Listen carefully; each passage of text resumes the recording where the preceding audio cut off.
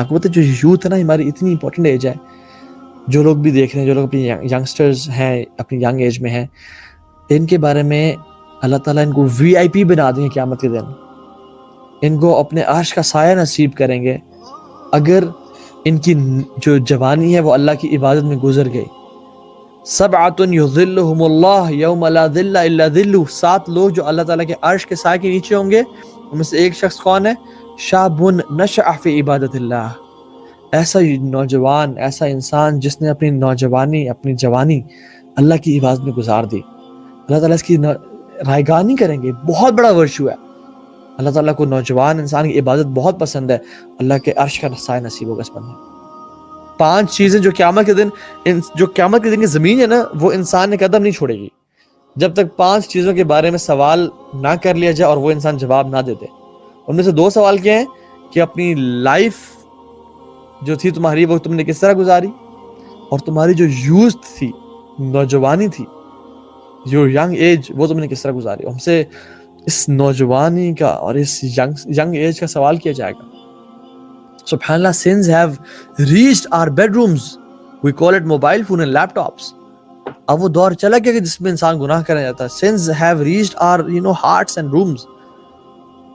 میں کوئی حدیث سناتا ہوں, اللہ اکبر.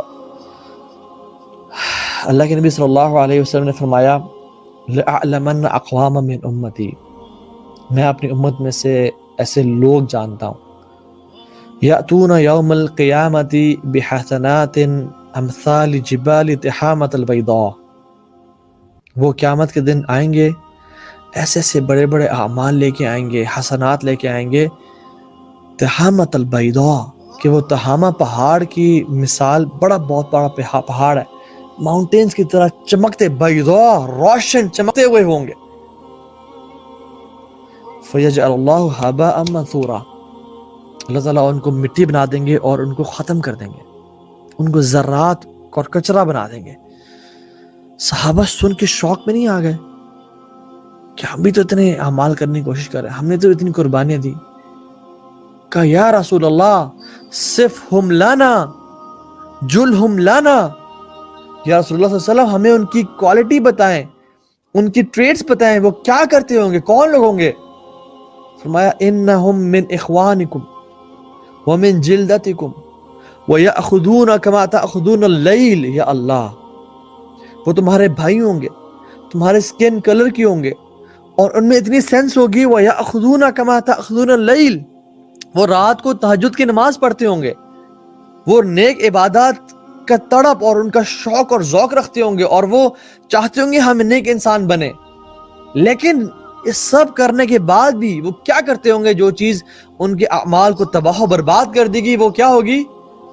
وَإِذَا خَلَوْا بِمَحَارِمِ اللَّهِ تَعَالَى انْتَهَكُوهَا, لیکن جب وہ اکیلے جاتے ہوں گے, in the comfort and privacy of their rooms, جب انہیں کوئی نہیں دیکھ رہا ہوتا ہوگا, وہ اللہ تعالیٰ کی نافرمانی کرتے ہوں گے. یا سلام, وہ اللہ تعالیٰ کی حدود کو پامال کرتے ہوں گے. وہ جانتے ہیں کہ اللہ تعالیٰ دیکھ رہا ہے, لیکن still they develop this jurrah against Allah subhanahu wa ta'ala, this courage against Allah subhanahu wa ta'ala. They know my Rabb is watching us, اور وہ ہمیں دیکھ رہا ہے, لیکن still they would have the audacity and the courage to do the sin. لوگوں کے سامنے بڑے نیک, لوگوں کے سامنے بڑے اچھے, لیکن اکیلے میں گناہوں میں انوالو.